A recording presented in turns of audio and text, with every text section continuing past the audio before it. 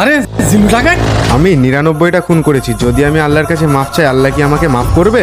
আল্লাহ তোমাকে কখনোই ক্ষমা করবে না।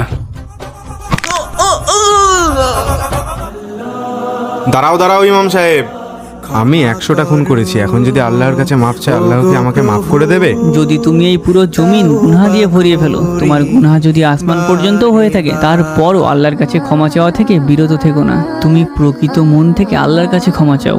যদি তুমি মন থেকে মাপ চাও, আল্লাহ তোমাকে অবশ্যই ক্ষমা করবে। হে আল্লাহ, তুমি আমাকে ক্ষমা করে দাও।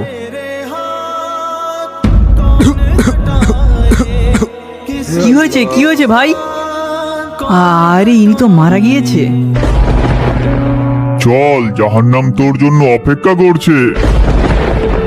জাহান্নাম না, এর জন্য জান্নাত অপেক্ষা করছে।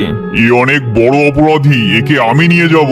না, এই জান্নাতের মেহমান, একে আমি নিতে এসেছি। কারণ এ মৃত্যুর আগে মন থেকে আল্লাহর কাছে তওবা করে ইসলামের পথে চলার সিদ্ধান্ত নিয়েছিল। এই কারণে আল্লাহ এর তামাম জিন্দেগির গুনাহ মাফ করে দিয়েছে।